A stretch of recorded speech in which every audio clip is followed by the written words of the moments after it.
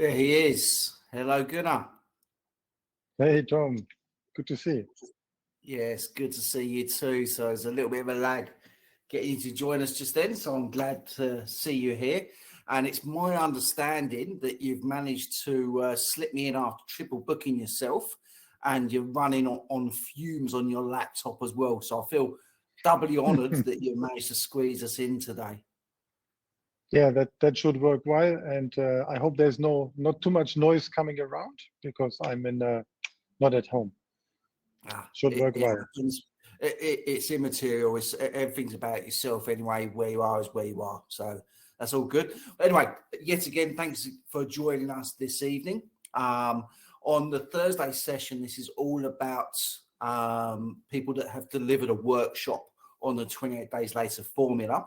Okay, so there's a couple of people here that have already seen your workshop as well, and there'll be others that come in, and they like to see the story of the experts behind the workshop itself. Okay, so it isn't about the workshop. In essence, it's your story. So we essentially give you your time to talk. Okay, so without further ado, please let us know who is Gunnar. Yeah, happy to share who Gunnar actually is. So first about how to say his name. So it's Gunnar. It's a Swedish name. It's not Gunnar. I'm not a fan of Arsenal London, and they are called the Gunners, so that's not necessarily me. So Gunnar is from Sweden, but just the name. I'm from Switzerland, so my English, as you hear, is not that native. It has some bits of German and French grammar inside. I came to Sydney in end of 2016 after quite a long career in Europe, in Switzerland. I looked after Central Eastern Europe, and I worked at HB. I looked in the Swiss market, and I have one passion, and that is writing.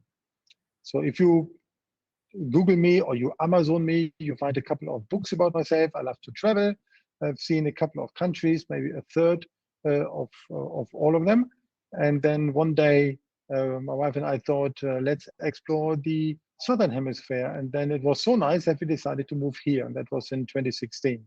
And the way to do this is to recognize that life is different here down under than in the north. And we enjoy being here, building a network, making friends, and that is going very, very well. Good.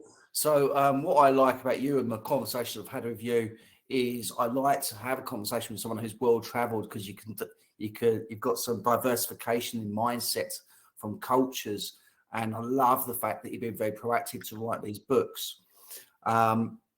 However, obviously your workshop on 28 Days Later is a different topic entirely. For those that are present, those that watch this video later, do you want to explain what that workshop was? Yeah, indeed. So then you invited me to this workshop just after I've done an episode in my own webinars about treating LinkedIn as a newspaper.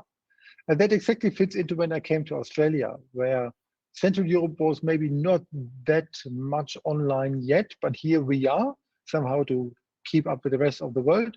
So the percentage of people who have a LinkedIn profile in Australia is higher than maybe in my Swiss home.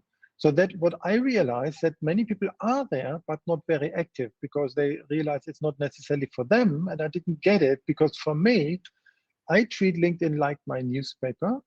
I'm the editor. I decide what content I see because it's simply my behavior.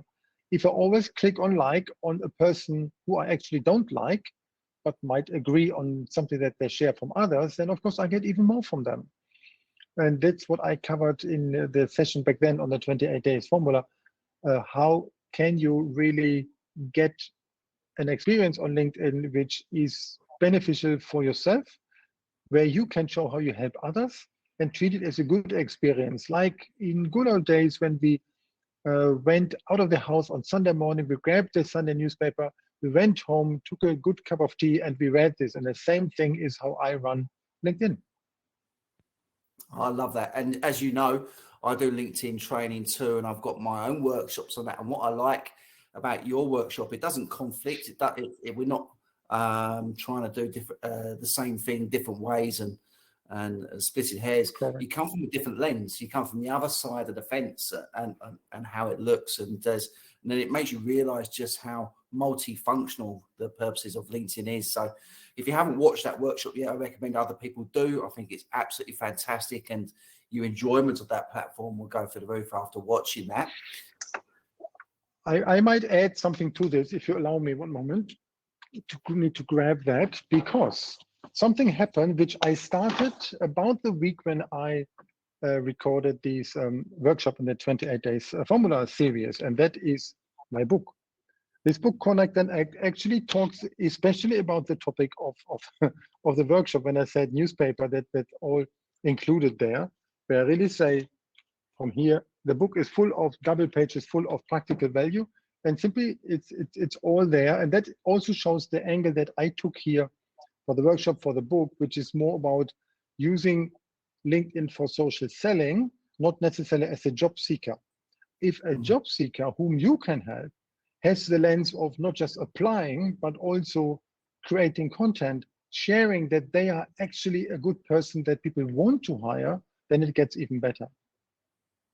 So now what we're doing, we started to merge the story of Gunnar so far, of the sort of side hustle hobby business of writing, into this newfound digitization of LinkedIn and other platforms and serial networking that you do. That you can see them now coming together, obviously through common ground, been 28 days later.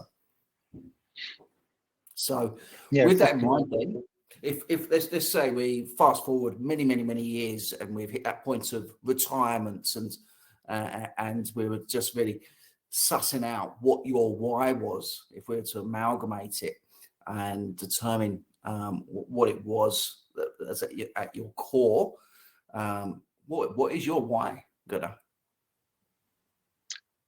I would like to share what I learned with others so that they can make their own conclusion. That is what I've always have been doing at work as well. So when I've been in Europe, I worked at HP. I led a sales team of 6, later a sales team of 32 people. And it was a lot about coaching, mentoring to help others. When I came to Australia, another smaller team, but later also in different roles, it's all about how can I help and enable others. A big part of my role was always sales enablement.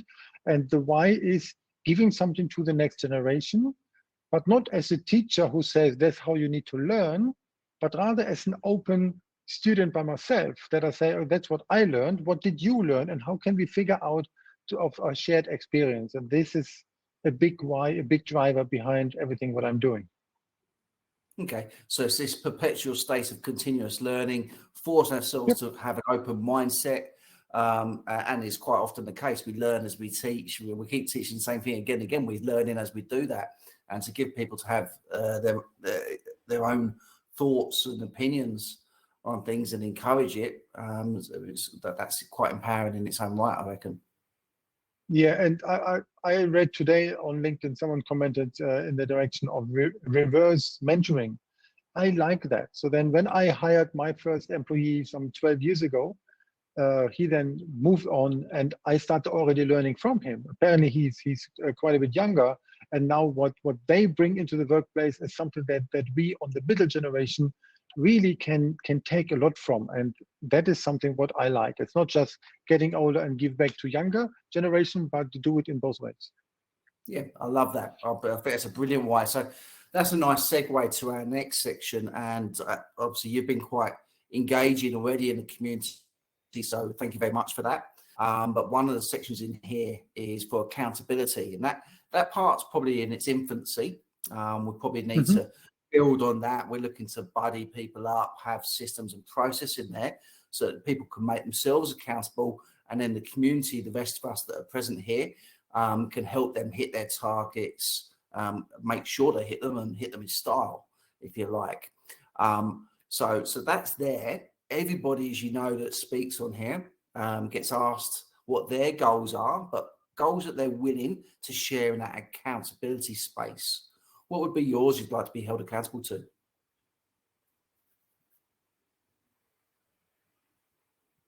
That's a good question. So I mean, my motto is lifelong learning.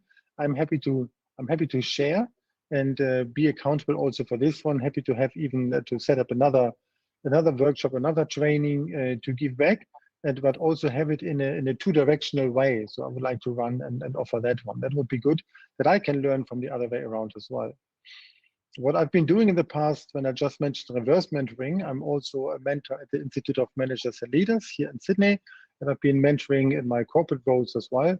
So happy to also add something from that in a one-on-one mentoring if somebody requires a little bit of more insight, especially on my area of expertise. Okay. And how many books have you got published now, Gunnar? 24. 24. Okay. That's some writing, in all fairness. Yes, indeed. Do you have any aspirations to hit 33 or whatever?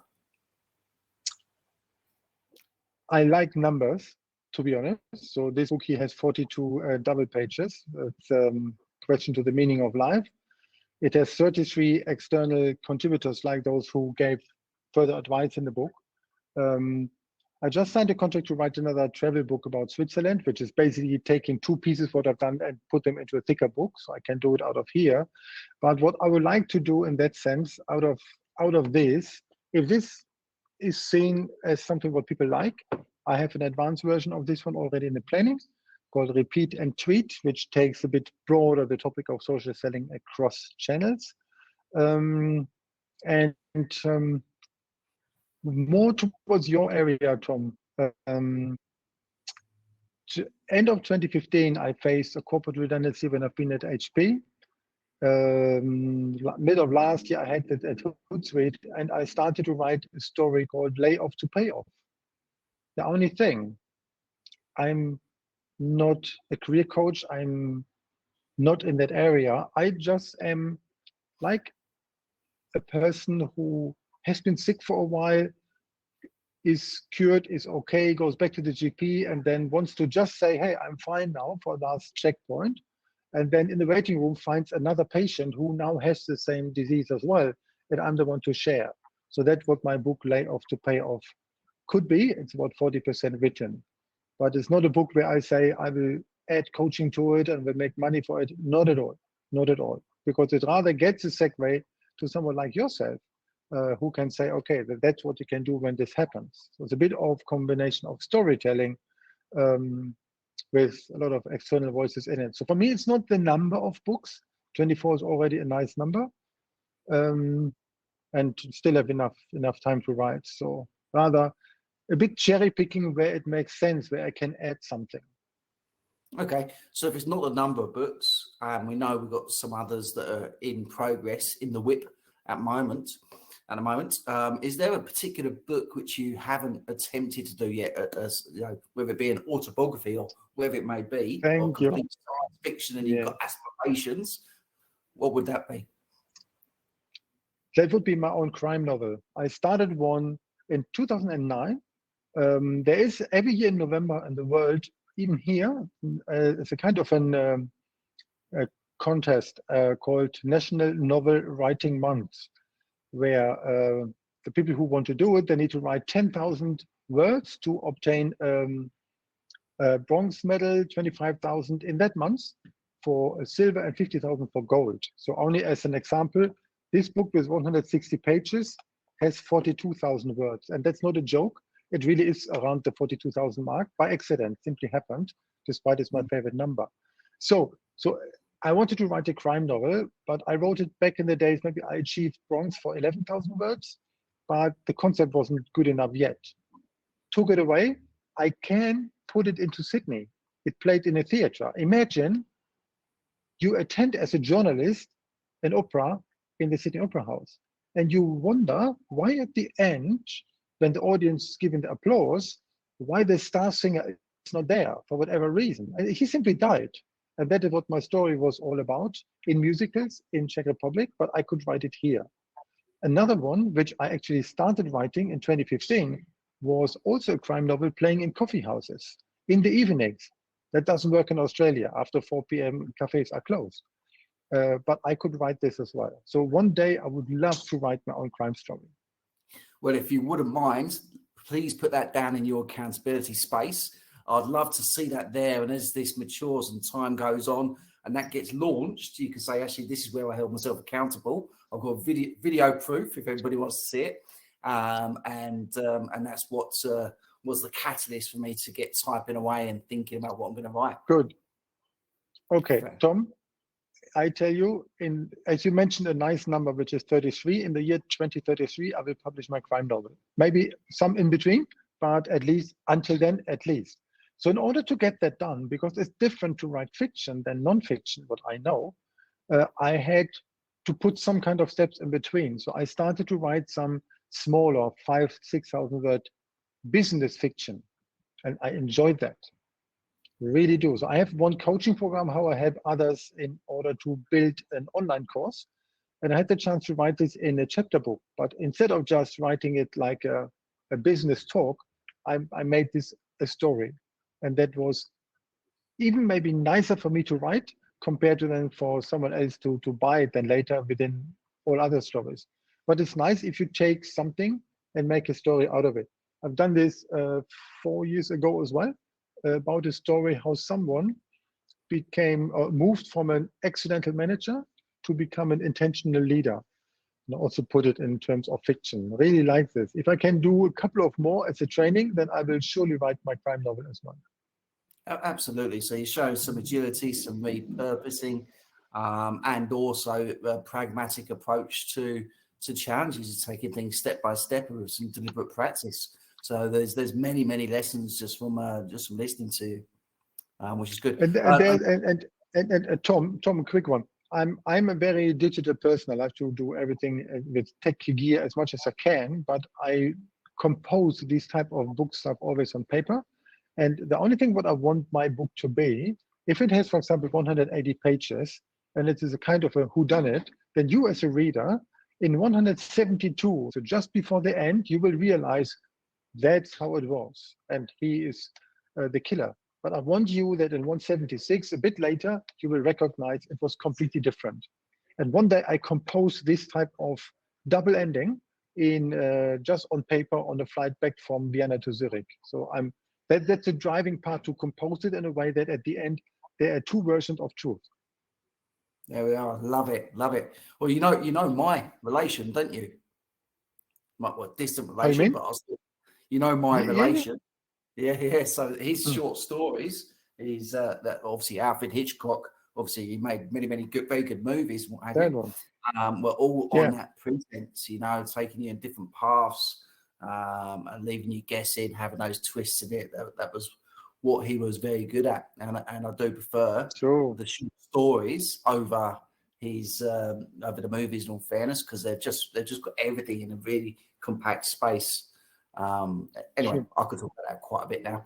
Okay, so for other people that are in the community, obviously there's people here that are going to be from worldwide, joining the community for different reasons. Invest in yourself is an agnostic term.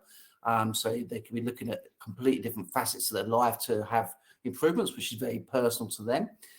If they were to watch your video in a year's time, 2 years' time, and they want to make contact with you, which people can do on here, we encourage that. Why would they be reaching out for you? What would be something that you could potentially help them with? Well, I can help them to find out how they can position themselves better in the online space, in the professional social media space, or digital reputation overall. So the book is one side of story on it, but there's a couple of more things what I'm always writing about on a weekly basis. And that's the funny thing. When you say accountability, one day I told me in November 2018, I would like to write every week about social selling on LinkedIn, maybe for 6 weeks or 8 weeks. That was my target I wanted to do. The only thing, I totally forgot to stop. It's now 237 weeks and I'm still writing. And without getting started, this book would never happen. Without this start, I would have never landed my role back then at Hootsuite, which is all about social selling, because I had this type of proof. So there's something, if we make ourselves accountable after we put some kind of investment in ourselves, what we would like to do, which fits into our why, and put our actions to it, then amazing things can happen. And that is exactly what then happened there.